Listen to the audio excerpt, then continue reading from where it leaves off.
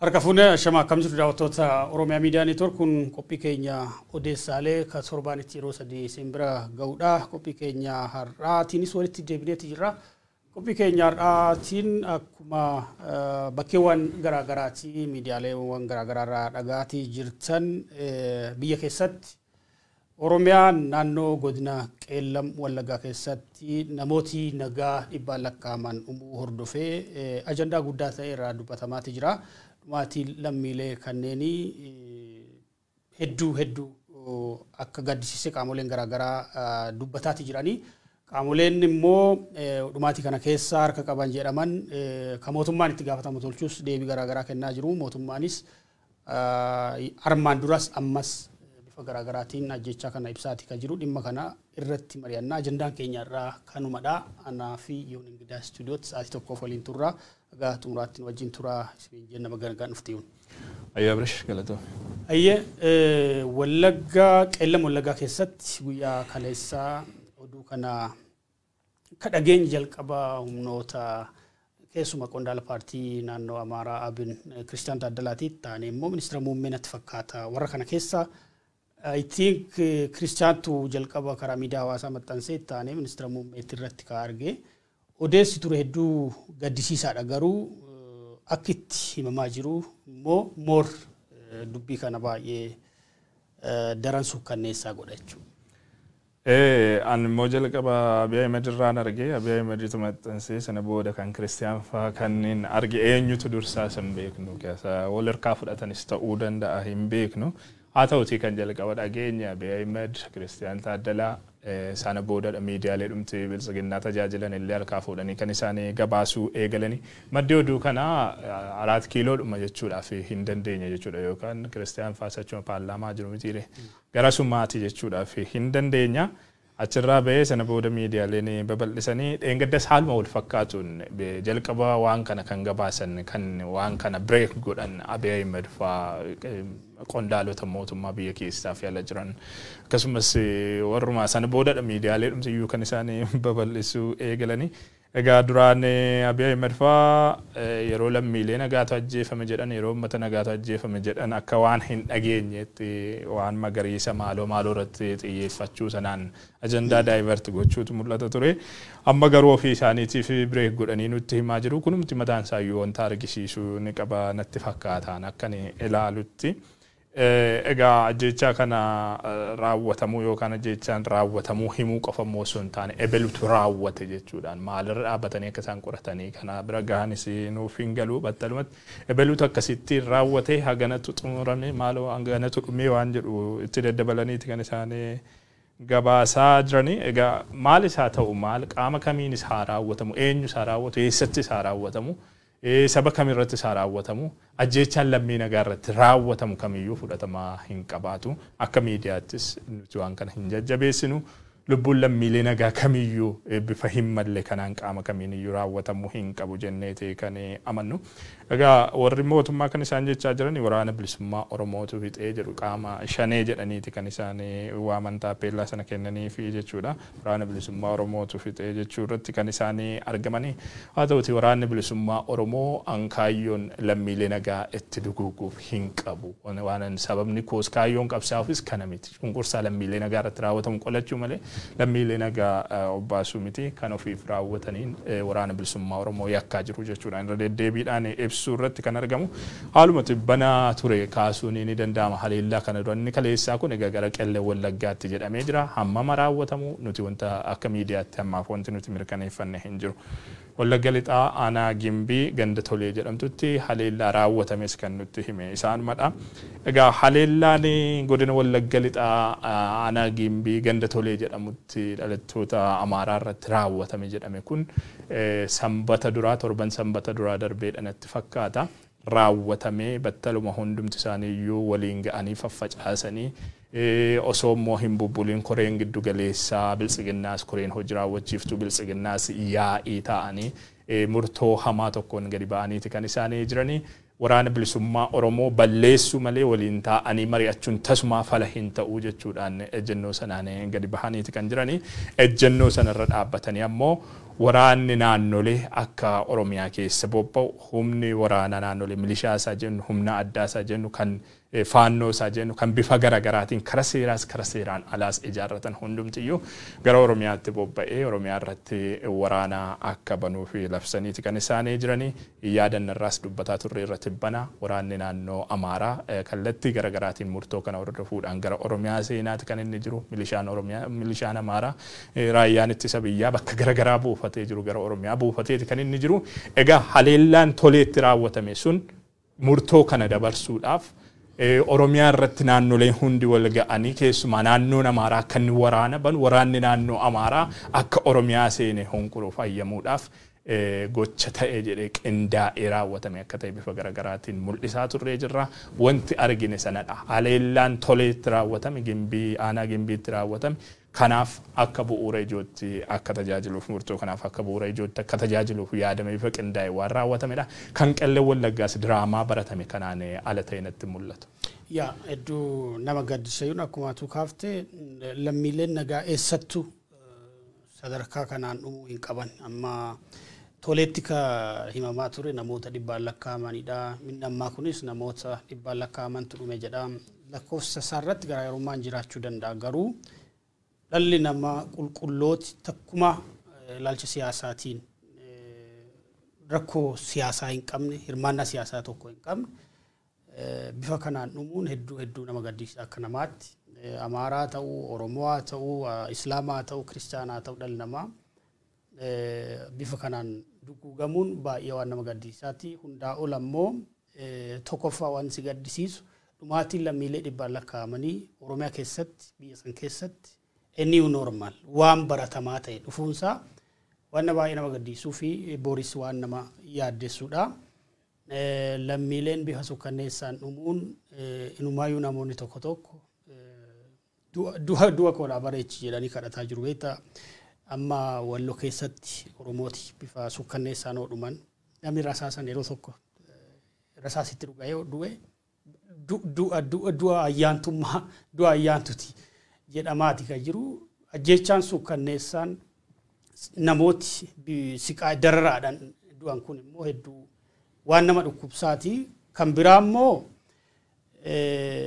lubbuuwwan boqonnaa namaa dhoowwu kan biraa lubbuun namaa daldala siyaasaatiif ooludha mootummaan dhaabi siyaasaa bakkeewwan garaagaraa jiru lammiilee bifa kanaan daldala siyaasaa qumaara siyaasaatiif fixuu jechuun daran baay'ee seenaa siyaasa biyya sanaa keessatti godaannisa hamaadha jedheetti kan yaadu inni kabiraa wanni ammallee nama yaaddessu dhumaatiin kana caalaa bor dhalachuu dhiisuuf wabiin dhabamuu isaati biyya san keessatti kuni hedduu tokko boqonnaa dhoowwaa hedduu hirriba dhoowwaan akka dhuunfa kiyyaatti boru namooti dhibbaan dhumuuf dhibba lamaan kumaan dhumuu dhabuu isaaniitiif maali biyya san keessatti wabiin jiru almost caasan mootummaa nagaa lammiilee kabachiisuu hin dandeenye mootummaan lammiilee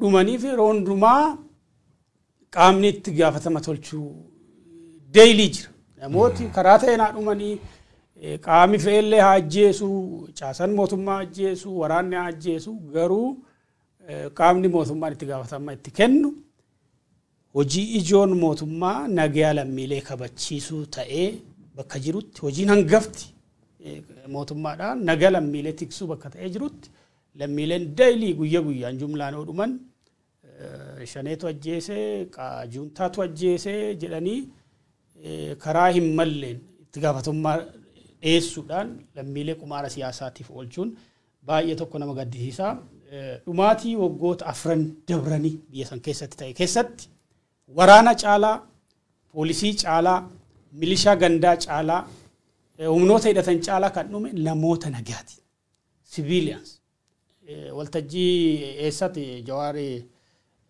dhumaatii waggoota hedduu Itoophiyaa keessatti sirnoota darban keessa bara dargii bara wayyaanee ta'e ol waggoota 4 darban kana keessadha uummati kan dhume kan jedhu ragaa kana ka arge bara dargii waraana Ziyaad wajjin godhame haga waraana kaaba Itoophiyaatti godhametti walumatti lammiileen Itoophiyaa dhuman miliyoona 1,500 ragaan jiru jechuudha. Akka Jawaar jedhutti kuni dargii qofa keessa. Ragaa Jawaar qabu nama akka inni dubbatutti namooti waggoota 4 darban Itoophiyaa keessatti dhuman sirnoota wayyaanee fi bara dargii keessa ka dhumanii oli jechuudha. Kanaafuu nama miliyoona 2 oltu dhume jechuudha biyya san keessatti. Most of them are civilians. Kun amma biyya qabnaayi mootummaan jiraayi jettee akka gaafattu si dirqisiisa. Guyyaa wareegamaa Haacaaluu yaadanne dura artistii Addeessaa Booji'aati OMN wajjin turtii godhe keessatti yaada tokko kaasee ture. Wareegamaa Haacaaluu booda dhalli namaa Itoophiyaa keessatti rakasee jira. Ilmoon namaa lubbuun namaa rakasa jira. Amma Ameerikaa hoo yaadatte kaleessa kutaa tokko keessatti namooti haleellaan irratti gaggeeffame miidiyaaleen biyyattii headlaayinii ture guutuu addunyaa. Ka Awurooppaa keessatti Denmark or somewhere namoota akkanuma haleellaa wal fakkaataadhaan ajjeefamanii miidiyaaleen addunyaa headlaayiniidha. Itoophiyaa keessatti namni dhibbaan lakkaa'amu hodhumu mataa oduu ta'an jiru addunyaa gubbatti biyya Itoophiyaa keessatti jechuudha. Kuni baay'ee si yaaddeessa. Ka yaaddeessaan jedhu Haacaaluu booda hundi keenya iyyuu du'aa jirra jedhe. Wal duuti keenya wal Haacaaluu malee du'aa bulla jedhe. Dhugaa isaati waa ta'e. Du'aati ka jiru dhalli namaa. Kanaaf ani akka dhuunfaatti baay'ee na gaddisiisa. Ummati biyya sanaa wabii dhabuun immoo hundaa ol baay'ee na yaaddessa. Haalli amma jiru kun tuffiinsaan taateewwan suukanneessoo hamoo hedduu akka arguudhaaf dandeenyullee waan nutti mul'isudha jedheetanii yaadaan gara boodaatti hin kaafna keessumaa waraanni Amaaraa naannoo Oromiyaa keessa akka bobbaafamu ta'uudhaan wal qabatee haalli biyya sanatti deemaa jiru jechuu kana gayoonaa arginee fi dhageenye kanaan ol suukanneessaa ta'uu akka danda'u yaaddoo guddaatu jira. Egaa lammiilee ajjeesaniitiin qumaara siyaasaa taphachuun ammas itti fufeeti kan inni jiru. Torban darbe keessa haleellaa raawwateen bu'uura godhachuudhaan waraana Oromiyaa irratti labsaniiti kan isaan argamanii waraanni amma konkolaattota gurguddoo kanaan fe'amee jiru hundumtiyyuu hedduun isaanii gara lixa Oromiyaatti kan bobbaafamaa jiranii gariin gara giddugala Oromiyaattidha. Oromiyaatti ofiinsaan dirree waraanaa dirree lolaa gochuufidha kan deemamaa jiru. Osoo waraana mootummaa federaalaa qofaan hoogganamu ta'ee waan tokkodha. Egaa waraanni mootummaa federaalaa mootummaa sana bakka bu'ee lolaa jira kanaaf bobbaafame jechuudhaaf hin dandeessu tarii seera qabeessa wanti jechisiisu jiraachuu danda'a osoo mootummaa federaalaa qofadha ta'e waraana mootummaa naannolee birmadummaa naannoo tokko cabsuudhaan naannoo isa kan biraa irratti bobbaasuu irratti kan isaan argamani kun haalota suukanneessoo hedduu nu argisiisuudhaaf hin danda'a wanti argaa turres kanumadha waan ta'eef tilmaamuun nu hin dhibu jechuudha. Egaa qumaara lubbuu lammiileetiin raawwatamu kanarratti ammas dhaabbannee yoo dubbanne torban darbee haleellaa tolee irratti bifa qindaa'een raawwatame ittiin Oromiyaa irratti waraana labsuudhaaf fayyadamanii jiru. Waraana labsuu qofti immoo ga'aa hin turre. Waraana bobbaastee waraana bilisummaa Oromoo balleessuu akka hin dandeenye hubateeti kan inni jiru bulchiinsi Abiy Ahmed waggaa 4 guutuu waraana irratti bobbaasaa ture haa ta'uuti humna kana balleessuudhaaf hin dandeenye. So waraana humna bobbaastuun cinatti waraanni hololaa baay'ee murteessaadha jechuudha. Waraana hololaatiif immoo lubbuu lammiilee nagaa isa hafe ammas qumaara kan biraatiif qopheessuun dirqamadha jechuudha. Qellem Wallaggaatti wanti ta'e wanti ani hubadhu akka nama tokkootti kanadha. Lola labsite kanaan humna waraana qofaan irra aanu waan hin dandeenyeef waraana hololaatiif immoo haala kan biraa mijeessita jechuudha.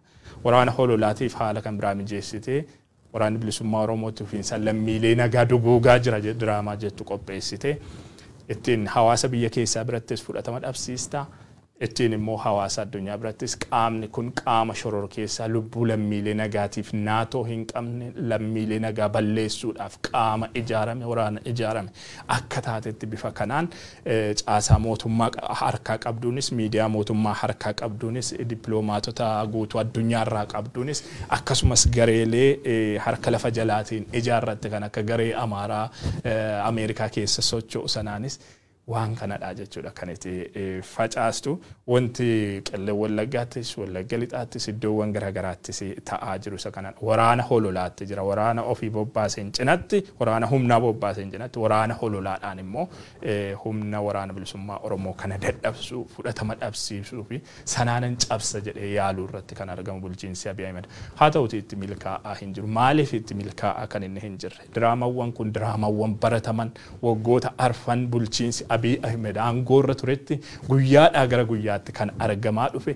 kan uummanni dhugaasaa adda baasee tokko lamaan eessaa kaate wanti kun bifa kamiin raawwatamte eenyutu bakka sana ture to'annoo eenyu jala ture amma guyyaa lama moo sadii dura BBC'n gabaase tokko argatan ture qelle wallagga lixaa lixi Oromiyaa guutummaan guututti to'annoo mootummaa jala galee jira jedhee labsee ture mootummaan aanaaleen hundumtu to'annoo keenya jala jiru jedhee jira communicationiin mootummaa bakka kun ta'ee jirutti lammiilee nagaa waraana bilisummaa Oromootu balleessetti as deebitee himachuudhaaf hin dandeessu jechuudha lubbuu lammiilee dhumaniif qaama to'annoon bakka sana jala jirutu gaafatamummaa fudhachuutu irra jiraata egaa bulchiinsi Abiy Ahmed akkuma jalqabarattis kaase diraamawwan akkasii irra deddeebiidhaan hojjetaa turuudhaan wal qabatee dhugaa jiru uummanni adda baasee baraati kan inni jiru eenyutu isa fixaa jira uummanni kun eenyutu isa fixaa jira eenyutu na fixaa jira eenyutu yakkan irratti raawwataa jira waan jedhu adda baaseetu beekee kan inni jiru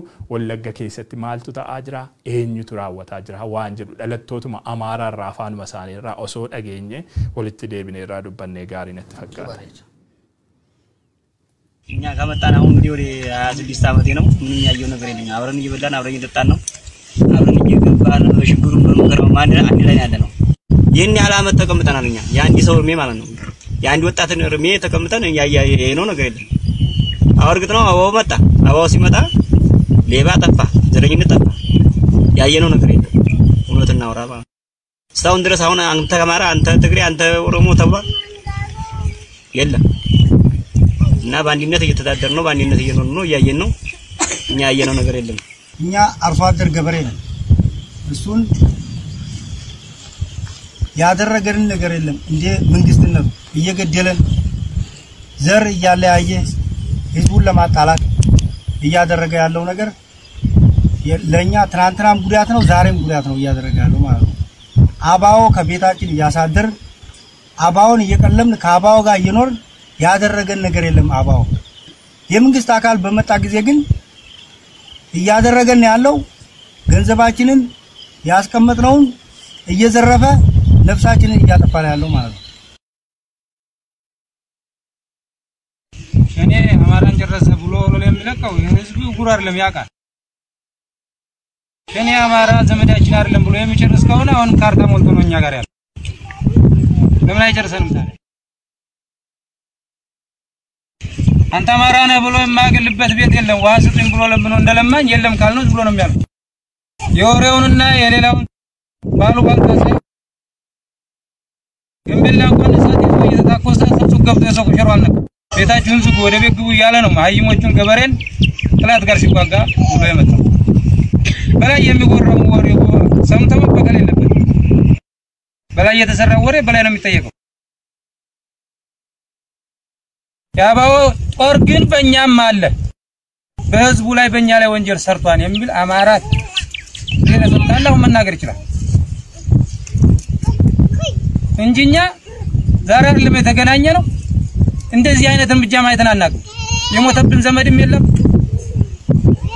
ገንዘቡም የተነካበት ዘመድ የሰማነው ነገር መንግስት ለራሱ ፖለቲካ የሚያስተላልፈው ነገር አለ እነሱ ይታያዩ ህዝባችን ግን አቃጥፈጠስም አባው ጋር ተገናኘን ጀምሮ እንደው ማተመለስ ለብነት ስራ ነው ብሎ ያሰራጨውን በወጣቱ ላይ መርዝ አባው ነው የነቀለው እንቅልፋትተን ስንዘረፍ ያደርን የነበረ አሁን ብርድ ልብሳችን ሙጭ ነው የሚያድረው ቋንጫታችን ጋር እና ወደ አልሆነ ወንጀል የሚያመሩ ልጆቻችንንም ወደ ደህና መንገድ መልሶ ስራ ያስተማረ አባው የሚባለው አላማ ነው በወሬ የምናወራውን ሙሸት ብለን ብንጠረጥር የመንግስት አካል ትላንት ሸበል ላይ ሰርቶ ያለፈውን ለምን አይመሰክርም ህዝብ ግንቦት አንድ ነፍስ አይደለም እንዲያዝ ነው የለም ሀቅ ተናገረ ብሎ ጭንቅሌን ቢለኝ ሞት አንድ ነፍስ ነው ያለ ሸበል ላይ የመንግስት አካል ሰርቶ ያለፈውን ህዝቡ አሁን አላየም ወይ የደምቢዶሎውን የግንቡን ተው ስለዚህ እኛ ጦራችን ከኛ ጋር ጎመን በልቶ ነው እንጂ የሚያልፈው የሰራብን ወንጀል የለም ይሄን እንድታውቁልን እንፈልጋለን ጋጋ ባቡመት ነሞን ኩን ከንሳኔ ረጋ ባህኒ ወራን ብሊሱማ ኦሮሞ nagaadhaan kan isaan waliin jiraatu ta'u isaaniin tuqee kan hin beekne ta'u uummata Oromoo waliinis waraana bilisummaa Oromoo waliinis nagaadhaan kan jiraatan ta'uudha kan isaanii ragaa bahanii waraanni bilisummaa Oromoo waraana keenyadha waraana harka keenyarraa nyaatuuf waraana nagaadhaan nu wajjiniin jiraatu ammoo kaayyoo isaatiif kaayyoo hundaa'eef kaayyoo jaarameef kan socho'u malee lammiilee nagaa dhalataa amaaraa adda fo'ee yeroo inni itti haleellaa irratti raawwate nuti hin argine waggaa 26 lafa kanarra jirra waa'ee uummata kanaas waa'ee waraana kanaas itti dhiheenyaan beekna waliin jiraanna haleellaan addatti fo'ee waraanni kun nurratti raawwate hin jiru jechuudha ragaa bahuu irratti kan isaan argamanii kan isaan ajjeesaa jiru kan isaan saamaa jiru waraana mootummaa ta'uudha kan isaan hifanii mootummaan isaan dhuguugeettiin qumaara siyaasaa taphataa jiraachuu lubbuu isaaniitiin qumaara siyaasaa taphataa jiraachuudha kan isaan kaasan iddoo garagaraatti shabala keessatti bakka garagaraatti haleellawwan raawwataman kana mul'isuu jechuudhaan ragaa waliin wanti isaan ibsaa turane ne jira gadhalattoonni amaaraa dhugaan lafa jiru maal akka fakkaatu bifa kanaan kan isaan ibsaa turan wanni kun qumaara siyaasaa akka ta'e ifadha jalqabarratti namni oduu kan break godhe eenyu faa akka ta'an argine jira amma miidiyaaleen guddoo Abiy Ahmed Twitteraa Facebookii Abiy Ahmed odeeffataniiti kan gabaasaa jiranii ummati amaaraa kunis ka jechaa jiru waraanni bilisummaa Oromoo kan mootummaan shaneedha jedhuun kun isaaniif yaaddoo akka hin taane kan himaati jiran. Sadaffaa gubbaarratti immoo BBC gubbaarratti obbo Laggasa Tulluu guyyoota 4 dura akka dubbatan guyyaa kaleessa kaasee ajandaa kan ta'aa jiru mootummaan naannolee amma haleellanti raawwatame kana qellam Wallaggaa guutumatti Wallagga lixaa akkasumas Horroo Guduruu Wallaggaa to'achuudhaan humnoota mootummaa akka jiru lafti kun harka humnoota mootummaa akka jiru ibsanii turan. Kanaafu haleellaan ammaa kuni opereeshinii waraana bilisummaa Oromoo irratti godhamuuf justificationii ta'ee dhiyaate jechuudha qaama mootummaati. Akka justificationitti waraanni bilisummaa Oromoo namoota nagaa fixaa, Amaara fixaa, garee eenyummaa tokko eenyummaa Amaaraa qabu target godhee waraana lolaa jiru jechuudhaan justificationii akkasii qopheessanii opereeshinii gaggeessuudhaaf qumaara akkasii taphataa akka jiran waan namatti agarsiisu hin jira jechuudha. Kan biraa immoo dubbii himaan waraana bilisummaa Oromoo idil addunyaa Odaa Tarbii tiriididhuma Abiy Ahmed kana fudhachuudhaan naannoon amma haleellaan kun itti raawwatame keessuma qellam Wallaggaa magaaloti godinicha keessa jiran hundi bakkee haleellaan kun itti raawwate dabalatee humnoota mootummaa harka akka turan keessumaa waraanni raayyaa ittisa biyyaa jedhamuu fi humnooti waraana kana wajjin lolan magaalota kanneen keessa akka turan Machaaraa keessa akka turan ibseeti kan jiru kanarraa kaatee olaaltu haleellaan kun qophii opereeshinii waraana bilisummaa Oromoo irratti godhamuuf tokko qaama propagaandaati lammaffaa immoo haleellaa gaggeessu yookiin opereeshinii banuudhaaf bifa kanaan justify gootee humnoota si waliin hiriiruu danda'an akkasii waliin hiriiran daboo waammachuudhaaf qophii godhame jedheetan kan yaaduan. Riili waraanni kun immoo waraana ummata Amaaraatiif yaaddoo ta'eedha kan jedhu ummata Amaaraa san caalaan dubbachuu hin danda'u. Garuu immoo dhugaan tokko kan biraa jira. Fakkeenyaaf waraanni bilisummaa Oromoo qellam Wallaggaa yookiin Wallagga lixaa qofa keessa hin socho'u. Wallaggaa afran keessa jira. Salaale keessa jira. Arsii keessa jira. Baale keessa jira. Booranaaf Gujii keessa jira. Shawaa lixaaf Shawaa kibba lixaa keessa jira. Naannoo kanatti ummati Amaaraa addatti taarget ta'ee maaliif hin aleeman yoo akeeki waraana kana ummata garee tokko yookiin immoo eenyummaa Amaaraa qabu balleessu ta'e in fact ummati kun eenyummaan isaa Amaaraa jedhanii ibsuun illee baay'ee rakkisaa.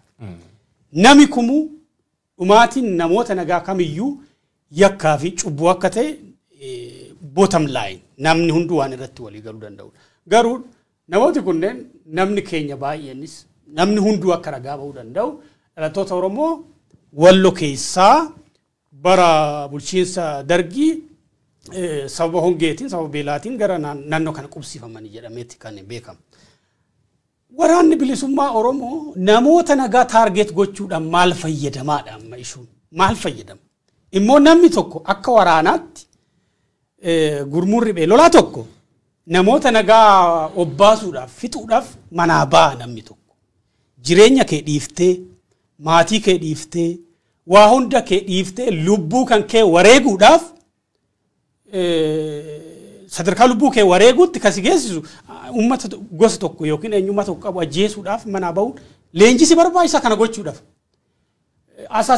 Nama asaasineet gochuun namoota nagaa jumlaan fixuun amma leenjii barbaachisaa. Dhimma kana ilaalchisee marroonni almaan dura waan Aljazeeraa irratti dubbateetu jira isa daawwannee walitti. The Oromo Liberation Army has got nothing to do with this kind of savagery. However, some accusations made against OLA to push the organization to an extremist end might lead the innocent freedom fighters to the cage some people want, and this could bring again another Rwanda 1994 to the Horn of Africa. Had OLA need to kill and displace targeting one ethnic group, it is a one-night easy job, of course, but this is not a cause we are dying for. OLA's singular vision is ending years of oppression imposed on the people of Oromo and other oppressed nations of Ethiopia with similar fates and bringing justice, equality, and freedom to all peoples of all independent states in the country.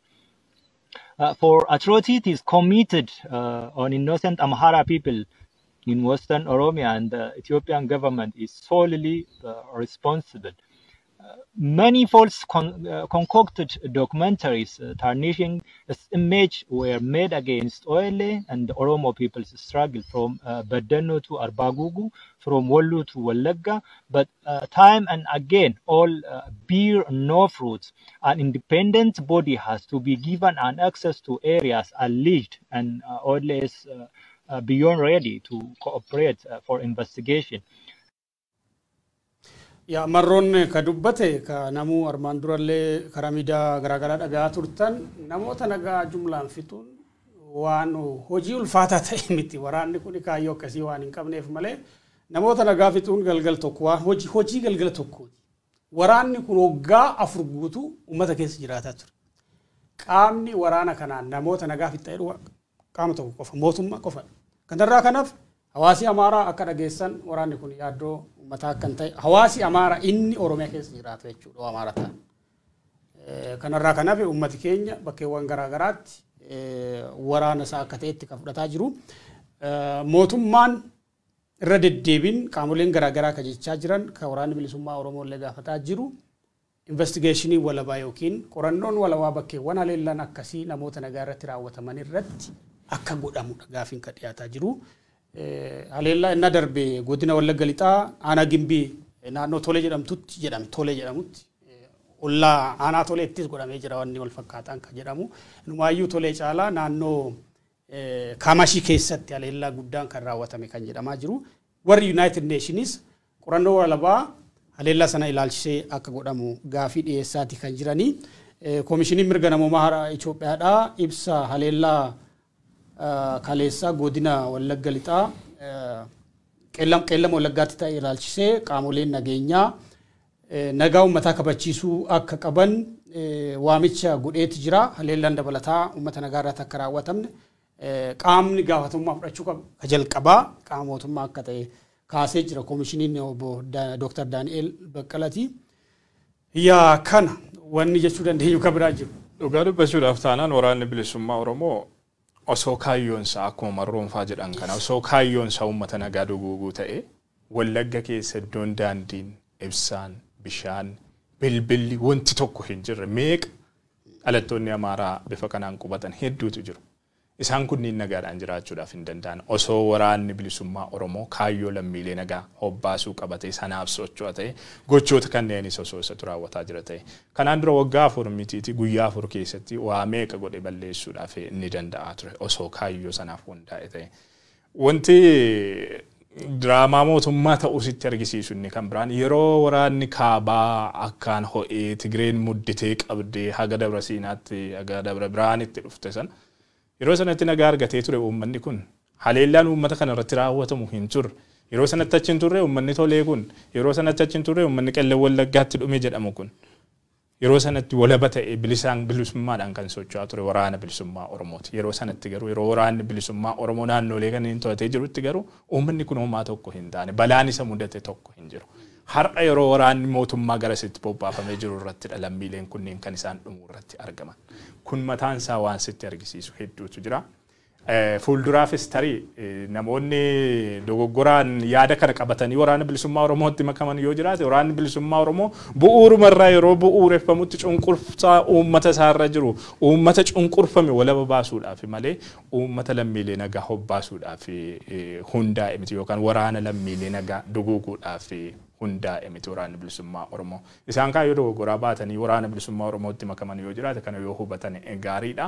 Ammas wanti ta'aa jiru diraamaa Abiy Ahmed Araat Kiiloo keessa taa'ee qopheessuudha kan Wallaggatti raawwatamu irratti kan argamu. Kan ammoo kan isaan ittiin raawwataa jiran gaachana sirnaa garee milishaa waraana garasitti bobbaasaa jiraniin akka ta'e irra deddeebiidhaan kan ibsamaa jiru. Kana miti yoo jedhe waraana bilisummaa Oromootu duguugee yoo jedhe qorannoo qaama walabaa haa eeyyamu mootummaan kan yeroo hundumaa jaarmiyaaleen mirga namoomaas waraanni bilisummaa Oromoos jaarmiyaaleen siyaasaa Oromoos irra deddeebiidhaan gaafatan kan haa eeyyamu sanaan seenee qaamni walabaa seenee qoratee dhugaa jiru haa baasu yoo mootummaan dhugaa qabatees dhugaan isaa haa ba'u nutis maaliif yeroo hundumaa kan hin jiru haalli kun ammas itti ufaati kan inni jiru akkuma jalqaba irratti kaase waraanni naannoo Amaaraa ifaan ifatti hayyama argatee afeerraa Shimallis Abdiisaa fa'iin afeerraa Fiqaaduu Tasammaa fa'iin afeerraa Abiy Ahmed fa'iin Oromiyaa keessa bobbaafamaati kan jiru. Waraanni naannoo Amaaraa ammoo uummata Oromoof ilaalcha akkamii qabateeti kan inni dhufu. Waraana bilisummaa Oromootiif ilaalcha akkamii qabateeti kan inni dhufu. Osoo kaayyoon isaa taargeetiin isaa xiyyeeffannoon isaa waraana bilisummaa Oromoo waliin ta'e waraanni bilisummaa Oromoo kanaan duras ofirraa qolataa turee jira. Hedduu isaanii lekkiitti galcheessi ofirra deebisee hangaftee ofirra deebitee kan hafteechitti dachee taateeti kan jirtu. Osoo waraana bilisummaa Oromoo waliin ta'e rakkoo hin qabu. Konkolaataa dhibbootaan lakkaa'amanii waraanni gara sanatti guuramaa jiru ammas uummata Oromoo keessumaa uummata lixa Oromiyaa sana duguuguudhaaf waraana deemaa jiru ta'uun ifaan ifatti ni beekama. Oromoon hundumtiyyuu kana hubachuu danda'utu irra jiraata. Ammoo sochiin waraana kana maalidha hordofsiisuudhaaf kan inni danda'u kan jedhu Oromoon tokkoon kan kutaa biroo keessa jirus kan biyya keessas alas jiru adda baasee hubachuu danda'utu irra jiraata. Waraanni Amaaraa Oromiyaa keessa bobbaafamuun dhiibbaan inni hordofsiisuudhaaf maal ta'uu danda'a hayyoonni keenya illee wanti isaan irra deddeebiidhaan dubbataa jiran waan kana irratti yaada Jawaarfaa dhageenye osoo chumaarraa dubbachuutti deemne gaarii natti fakkaata. Qabxii takka dabaluun barbaada. Mootummaan kun dongora dabalaa kan deemne ergaa dabarsuun barbaada. Ibsa dhiyootti baasan keessatti dongora guddaa tokko dhageen jira. Mootummaan naannoo Amaaraatii fi mootummaan naannoo Oromiyaa wal taanetti rakkoo Oromiyaa keessa furra jedha. This is extremely dangerous. Humni mootummaa naannoo Amaaraa karaa kamiinuu Oromiyaa keessa seenuu hin qabu. Kuni uummattoota lamaan kana jidduutti ibidda hin dhaamne kaabsisuudha. By no means should the Amara regional forces be allowed into Oromia. By no means. Warri kana godhu of eeggannoo guddaa godhuu dhaban. Walin sobnu, walin dhoysinu. Uummattoota lamaan jidduutti sababa mootummoota dhufaa dabraatiin gadoon jirti. Arrallee gadoon sun jirti. Yeroo itti gadoo san gatteenyee uummanni Oromootiif Amaaraa hoggansi Oromootiif Amaaraa itti furru malee yeroo balaa ibidda Oromiyaa keessa jiru irratti humna Amaara keessaa hidhate finne furre jechuun ummata Amaaraatii fi ummata Oromoo wal fichisiisu Oromoo sin fayyadu Amaara sin fayyadu mootummaa federaalaa sin fayyadu dhaabaan urraa jechuun hin barbaanna jechuudha. Bobbii humnoota Amaaraa gara Oromiyaatti godhaa jiran waliigaltee garee Shimallis Abdiisaa fi pirezidantii naannoo Amaaraa Ilqaal Kaffaalaa hordofee irra deddeebiin marii wal fakkaataa yaada obbo Jawaar kaasan kana deeggaru gochaa turre odeessaalee keenya irratti oduudhaanis waan kana himaati kan turre ani yeroo hundumaa wanni gaafinatti ta'u maal beektaa amma Oromiyaan kan bultu bilisiginnaa Oromiyaa Shimallis Abdiisaa fi garee isaatii bulaa jirti. Yeroo baay'ee haleellaa uummata Amaaraa Oromiyaa keessatti raawwatamuuf dursee ka'iyyuu naannoo Amaaraa yookiin immoo finxaaleeyyii Amaaraa Finfinnee keessa jiran paartilee Finfinnee maaddeeffatan paartilee inumayyuu konstituensiin isaa Oromiyaa konstituensiin isaanii Oromiyaa hin taanedha ka'ii. Uummata Amaaraa Oromiyaa keessa jiruuf wabiin jabaan tokko uummata Oromooti. Wabiin jabaan tokko silaa pirezidantii mootummaa naannoo Oromiyaa ta'uu irra ture. Akkas jedhee yaadaan. Bulchiinsa isaanii jala jira, konstituensii mootummaa naannoo Oromiyaa jala jira, bilisiginnaa Oromiyaatu bulchaa jira yeroo ammaatiif jechuudha. Shimallis Abdiisaas ta'ee gareensaa uummati Walloo humnoota Amaaraatiin gaafa weeraramu, gaafa dhumu, gaafa ajjeefamu ibsa tokko baasee beekanatti. Ibsa tokko baasee jira gareen Oromiyaa keessa jiru kun kan Oromoo bakka bu'ee jedhu. Koongireesii Federaalaa Oromoo fi Adda Bilisummaa Oromoo yeroo 2-3 baasu isaanii nan dhaggaa. Kanarraa kanaaf aktivistooti Oromoo bakka bu'an garee bilisiginnaa keessa jiran. Paartiin bilisiginnaa mootummaan naannoo Oromiyaadha. Waa'ee uummata Oromoo Oromiyaan ala jiru uummata Matakkaliif dubbatee hin beeku, uummata Wallootiif dubbatee hin beeku. Maaliif Bahar Daari ka iyyamu yeroo Wallagga keessatti uummati Amaaraa 2-3 miidhamu akkas. Namni maa miidhamaa sagalee ta'uufiin irra hin jiraatu jechaa hin jiru. Eenyutu itti dhiyaata uummata kanatti? Eenyutu wabiidhaaf uummata kanaaf? Sana rakkoo guddoon biyya sanaa sana hidhee yaada. Kana hordofee Oromiyaatti amma deemsi warri kanaa Oromiyaatti abidda guddaa qabsiisaa. Fixiinsa dhuma hin qabne ka biyya sana diigu already state collapse. State collapse keessa jirra amma mootummaan daangaa hanga daangaatti nagaa lammiilee kabachiisuu hin dandeenye rakkoo nageenyaa rakkoo dhalatu hundumaa waraana bilisummaa Oromootii fi garee TPLFitti mootummaa haqatutu jira biyya keessa. Kanaafuu garri itti deemnu baay'ee hamaadha. Oromiyaa dirree jeequmsaa damdamachuuf illee gara fuulduraatti uummata kana deebisanii rehabilitate gochuuf sadarkaa ulfaataa ta'utti dhufuu dandeenya ka jedhu kan yaadu. Sana amma wanti guddaan amma namni keenya gadi qabaatti salphisee ilaaluun irra hin jiraatu jedheeta yookaan xiqqeessee ilaaluun irra hin jiraatu jedheeta yaada. Waa'ee waraanni naannoo Amaaraa, humni naannoo Amaaraa Oromiyaa keessa akka bobbaafamuuf hayyamamuu kan. Dhugaadha tarii waraana bilisummaa Oromootiif homaa miti ta'uu danda'a milishaan Amaaraa bobbaafamuun yookaan gareen faannoo yookaan humni addaa Oromiyaa bobbaafamuun waraana bilisummaa Oromootiif waan addaa ta'uu dhabuu dhiisuu danda'a. Garuu uummata keenya irratti miidhaa inni gaaga'amanni qabatee dhufu kana yaaduun baay'ee murteessaadha. Lammata dogoggora seenaa guddaadha kun. Waraana naannoo Amaaraa feertee Oromiyaa keessatti akka inni uummata duguugu taasisuun akka inni qe'ee Oromoo onkuru taasisuun dogoggora seenaa yoomiyyuu dhiifamni hin malleefidha jedheetanii kanan yaadu. Balaan bulchiinsi Abiy Ahmediin uummata sana irratti deemaa jiru gara Oromiyaatti deemaa jiru kun salphaa akka hin taanedha. Akkuma Jawaar faa jedhan uummata Oromoos waan fayyadu hin qabu. Uummata Amaaraatiifis bu'aa inni buusu hin jiru. Waraanni Amaaraa gara Oromiyaatti bobbaafamuun haa ta'uuti haalota duraan sirnoota keessatti uummattoota kana gidduutti dhalatan gadoo uummata kana gidduu jiru ittiyuu kan hammeessuu fi gaaga'ama hamaa hordofsiisuudhaaf kan danda'u gara wal fixiinsa hamaa hordofsiisuutti kan deemsisuudha. Wanti kun eenyuun iyyuu hin fayyadu miira tokkoon dura dhaabbachuu danda'utu irra jiraata. Adeemsa kanaan waraana bilisummaa Oromoo balleessuunis immoo hin danda'amu. Obbo Baqqalaan kanarratti wanti isaan dubbatan ni jira. Mee sana dhageenye dhimma kana gara walitti qabuutti dhufna. Oromoon ofirraa deebisuudhaaf qophaa'uu qaba. Namni isinirraa dhowwu hin jiru yaadheero. Yoo ofirraa dhowwine malee namni nurraa dhowwuu danda'u hin jiru. Seerri kamillee yoon jechuudha. Addaa hidhatanii naannoo biraatii naannoo keenya keessa seenan atattamaan bahuu qabu. Atattamaan bahuu qabu.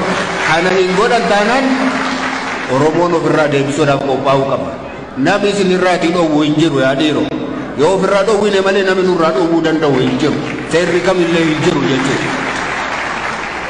kanaatiif lolli waliin ni jedhamu sun dhugaamatti akka biyya kana keessatti akka hojiirra noolle yookaanis immoo inni duraan achitti fagootti sodaachaa turre sun akka biyya keenya dhufneef amma baasuu qabu waan galchan kana dhugaasa kanaaf bor waamamuu dandeessu hiriira bahuu jalqabamuu danda'a waan barbaachiseen saba keessan bira dhaabbachuudhaaf waamichi yeroon itti isinii godhamu fagoonatti hin fakkaatu akka amma argaa jirru kanaatu dafanii beekanii hin deebisan taanaan salphina kana nurraa hin buusan taanaan haga tokkoon keenya harkifamnee abiddaan gubannutti yookaan haga duunutti eeggachuu hin dandeenyu falmachuun dirqama keenya ta'uudhaaf deemu.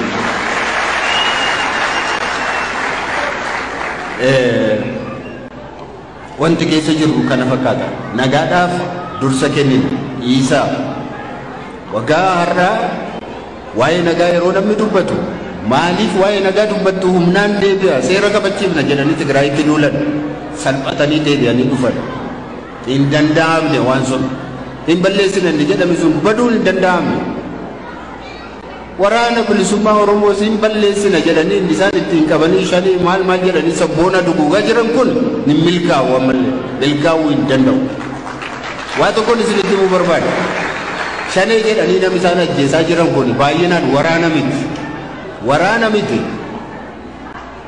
nama sabboonaadha jedhamu nama mataasaa ol qabatee ani Oromoodha nama jedhu nama of danda'u nama isaanii mormu nama jala dhaabbachuu danda'u hundumaa shaneedha jedhanii haa ta'aa jiru kan ajjeefamaa jiru waraana iyyuu miti siviiliidha sabboonaadha kan ajjeefamaa jiru yeroo darbe muummichi ministeeraa Buusaa Naasaa nageessaniitu ji'a tokko kana keessatti shanee meeqa ajjeefne jedhan 1,000 jedhan 1,000 sun waraana sinitti hin fakkaatin waraana sinitti hin fakkaatin siviilii bakka keessanii isa hojjetee nyaatuudha kan ajjeefamaa jiru sababii sabboonaa ta'e sababii ani Oromoodha sababii jedhu kan du'aa jiru isaanu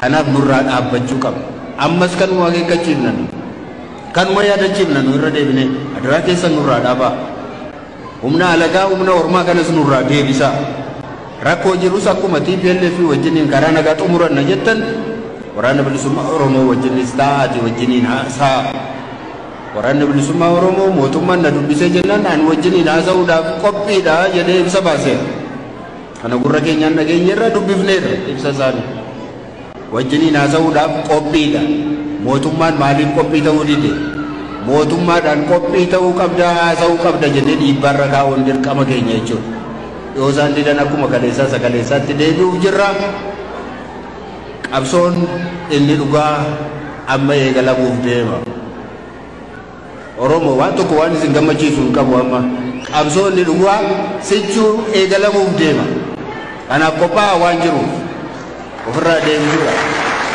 kanuma jechuun barbaada. Obbo Baqqalaan waan baay'ee kaasanii waa'een bobbii humnoota Amaaraa kunneen humnoota biyya sanaa hundumaa yaaddessuutu irra jiraata Oromoo qofa osoo hin taane qaamolee waa'ee nageenya biyya sanaa biyyi sun akka biyyaatti turuu ilaalchisee isaan yaaddessuutti akka qabxii ijootti qabachuutu irra jiraata akka mootummaatti mootummaan kun mootummaa integritii qabu miti mootummaan lammiilee isaatiif kabajan kennine guyyaa lammiileen dhiigi dhangala'u I think yeroo tokko haguma dhiigi lammiilee dhangala'aa jiru wanbaree yetsannaan jedhee nama waa yaadu natti fakkaata biyyifaan baay'ee hiika dhabee jira lubbuun namaa gatii dhabee jira biyya san keessatti na qondaalli mootummaa waan tokko dubbatu inni tokko irra hin deebi'u ka tokko dubbatu inni tokko irra hin deebi'u ka kaleessa dubbate innumti sun immoo boru hin dubbatu ka miidiyaa kanarratti dubbate ka miidiyaa biraarratti innumti sun deebi'ee hin dubbatu mootummaa akka waliigalaatti fiixee isaa qabuu hin dandeenye mootummaa integritii dhabeedha mootummaa maal jennaan akka warra Baabiloon jedhan mootummaa afaan isaa akka warra Baabiloon ta'edha waa'ee waraana bilisummaa Oromoo ilaalchisee waggoota 4 darban waan mootummaan kun nutti himaa ture namuu quba qaba sana keessa mee viidiyoo gabaabaa fudhannee walitti deemna. An adda godhu humnoota du'an kana keessatti humnoota rukutaman kana keessatti ajajaan waraanaa lixaa Jaalmarroo kan jedhamu yookaan Kumsaa Dirribaa kan jedhamu kun lola aanaa Gidaamii ganda Giraay Sonkaa humna addaa fi abaa'oo shanii jidduutti godhameen ajajaan kun yoo rukutamee miliqu ajaa'ibinsaa Jaalgadaaf yaalaansaa battalumatti kan du'an ta'e ajajaan waraanaa Jaalmarroo jedhamu kun immoo yeroo hedduuf dhoskaatiin daggala keessatti yaalisaa turanii yeroo ammaa kana yeroo hawaasaan argame aanaa Gidaamii naannoo Abboonnoo Qomaaxxir keessatti du'eera kan jedhu yeroo hawaasarraa kan argannee jirrudha jechaadha. Bara kana kanan waadaa sii galu uummata naannoo keenyaatiif kan waadaa galu ji'a muraasa booda Oromiyaan qulqulleessina. Ji'a muraasa booda guyyaa isin hin jedhu ji'a muraasa booda amma fakkeenyaaf kurmaana lammaffaa xumuruuf deemaa jirra. Kurmaana sadaffaa walakkeessa keessa odeewwan injifannoo gurguddaa fudhannee walitti akka deebinu afaan guuttadheen dubbadha. Afaan guuttadheen dubbadha. Garaagarummaa qaba. Fakkeenya lixa keessa qeellamiinoo fudhannee madaallii kamiinuu hammeenyummaan humna kanaa achitti jabaadha. Garuu immoo hoggansi naannoo sana jiru hawaasa godinichaa qindeessee bobbaasee dhugaa dubbachuuf ta'e tarkaanfileen diin irratti fudhatamee fi sosochiin misoomaa naannoo sanatti gaggeeffamaa jiru fakkeenyummaa guddaa qaba.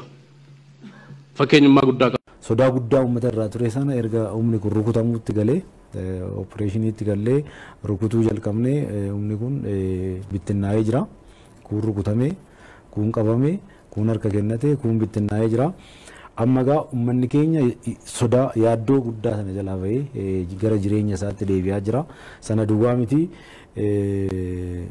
humna nageenyaa kanaa wajjin qindaa'ee uummanni keenya opereeshinii keessa ture jechuudha. Opereeshinii waraana bilisummaa Oromoo irratti muddee 2020 jechuun waggaa 2-3 duraa kaasee haga Kooleel Abbabaa Garasuufaan dhiyoo kana ABC irratti dubbatanitti waan argaa jirta waan dhagaa jirtan irraa hookaatan qaami mootummaan kun akka tokkotti integreet ta'ee afaan waliitiin dubbatu akka hin dandeenye argaati ka jiru.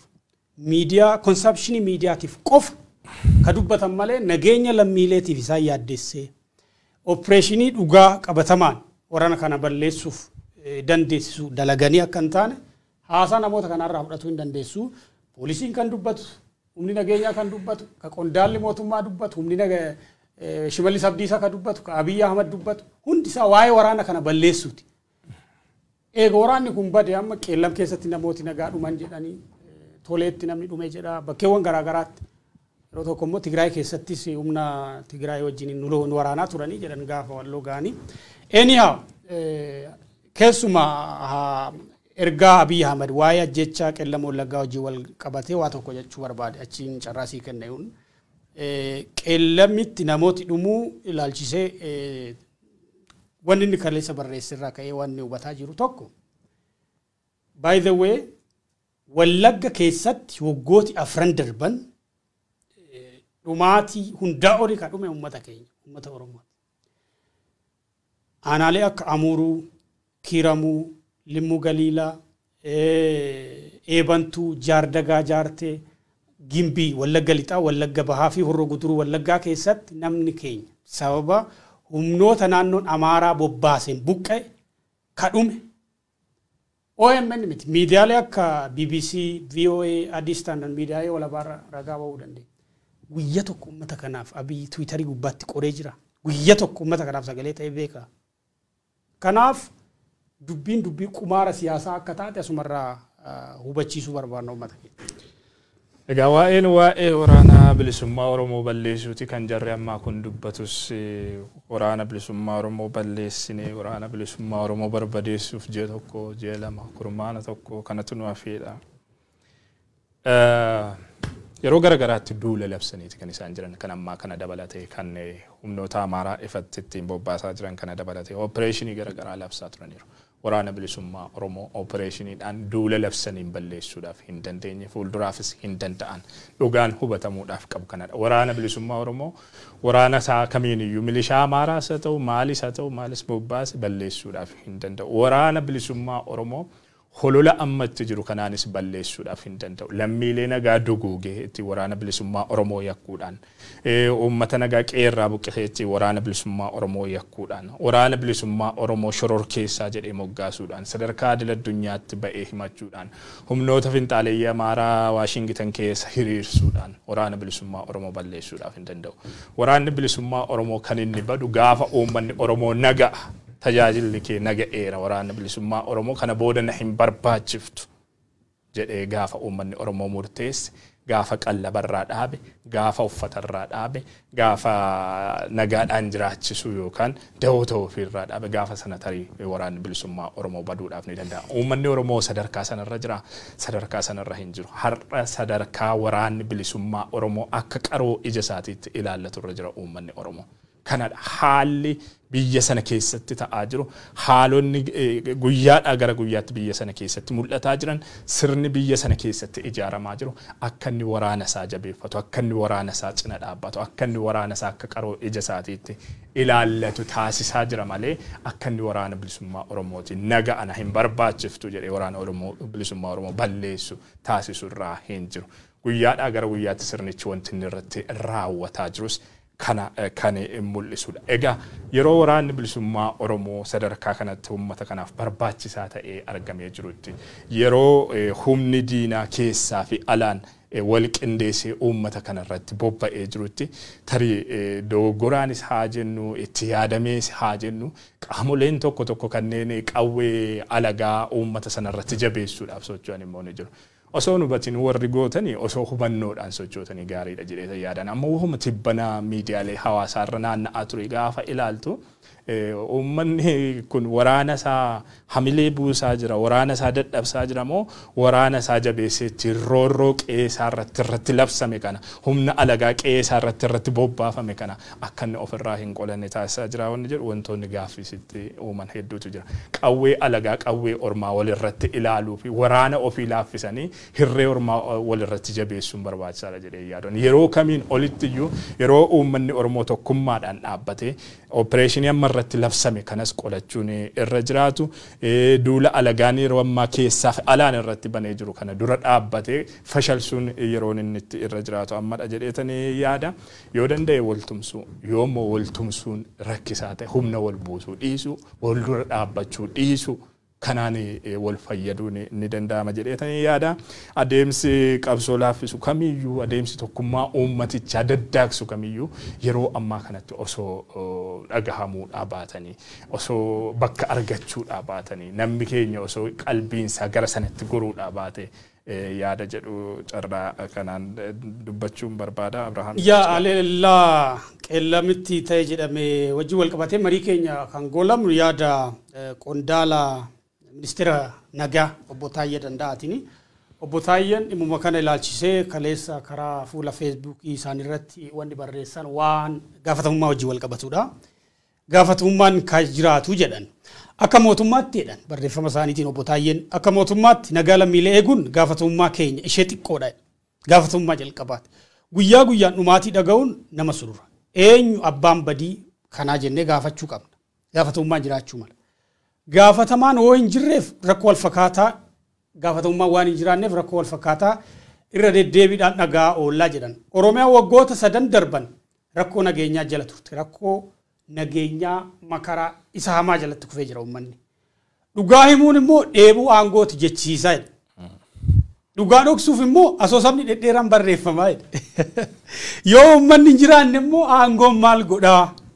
Gaafatummaa mirkaneessu yookiin immoo haalli kun itti fufnaan gaafatummaan hin jiru taanaan dubbiin to'annoon ala ba'uu dandeessi ka jedhu barreessa. Yaadi obbo Taayyee kun yaada dhugaatti dhiyaatu natti fakkaata. Tokkoffaa gareen bilchiginnaadhaa haleellaawwan kanneen diraamaaf qopheessaa akka jiru. Diraamaadhaaf asoosama barreessaa akka jiru.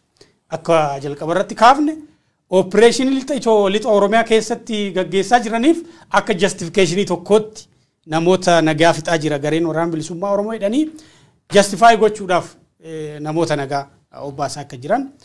Lammaffaa immoo mootummaan nagaa lammiilee kabajuu hin dandeenye hojii hangaftu hojii xiqqishuun mootummaan uummata gochuu danda'u ishee xiqqoo isayyuu nagaa lammiilee kabachiisuudha.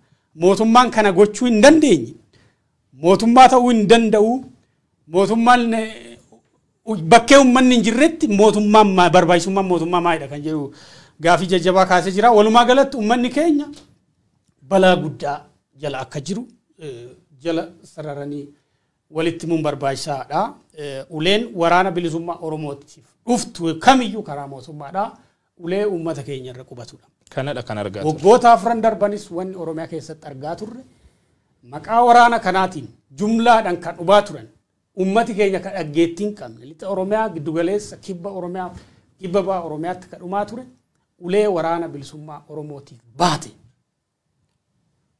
Kanatu nu eeggata boore jechuudha. Akka Oromiyaa dirree dhiigaa gochuuf ka foolachaa jiran ka humna bobbaasaa jiran ummata nagaa bobbaasuuf akka ta'e namuu jala sararee walitti muu danda'uu qaba. Ummati keenya kutaa jiru hundumattuu dammaqee haala naannoo isaa jiru hordofuu ijaaramuu tokkummaadhaan balaa dhuftu qolachuudhaaf qophaa'uu ta'uutu irra jiraata.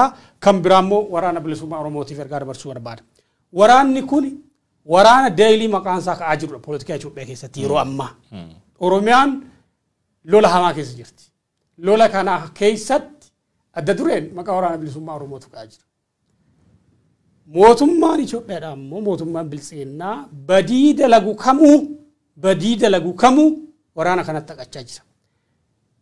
Opereeshinii lafarratti gaggeessuun cinatti warri waraana kana hoogganan warri kominikeeshinii waraana kanaa hoogganan maqballeessii propagaandaa waraana kanatti deemaa jiru hundumaa kaawuntar gochuu danda'u qabu. Yoo deebiin kennine aligeeshinii garagaraatiif yoo deebiin kennine akka yakka san fudhatteetti qaama yakka sanaa taatetti understand gochuu danda'utu irra jiraata. Officially ammaaf kan beeknu obbo Odaa Tarbii ka hawaasa addunyaallee beeku Tiwiitarii isaanii ka maarki ta'e itti gaafatamummaa guddaa qabu. Keessumaa riyaakti gochuu dafanii waan waraana kanarratti kasaaraa siyaasaa kamuma waraana kanatti guyyaa guyyaan haqatamu hundumaa kaawuntar propagaandaa dalaguun baay'ee barbaachisaadha. Kanarraa kan hafe ummati keenya bakka jirutti nagaa naannoo isaa tokkummaa isaa tikfachuutu irra jiraata. Balaa nutti as deemaa jiru irraa ka'e jechuudha. Kanu. Ayyee daawwattoota Oromiyaa Miidiyaa Neetwoork odeessaalee keenya har'aatiin dhimmi bal'inaan irratti mari'anne egaa kanuma ammas dhagahaa turtanidha. Keessumaa haleellaa qellem wallaggaatti namoota nagaa dhalattoota Amaaraa irratti raawwatameera jedhame bu'uura godhachuudhaan haala qondaalonni mootummaatiin dhimma kana facaasaa jiran darbee ammoo deebii gama waraana bilisummaa Oromootiinis qaamolee garaagaraatiinis dhimmicha irratti kennames kaafnee bal'inaan irraa mari'annee jirra. Hundaa ol garuu xiyyeeffannoon qophii keenya har'aa keessumaa waraanni naannoo Amaaraa bal'inaan Oromiyaa keessa bobbaafamaa jiraachuun gaagaamanni hordofsiisaa jiru maal ta'u malaa waan jedhu irratti ture. Aniif Abrahaam Birruu qophii kanaan isin waliin turree jirra. Qophii keenya guyyaa kamisaatiin hanga walitti deebinutti nagaadhaan nuuf turaa isiniin.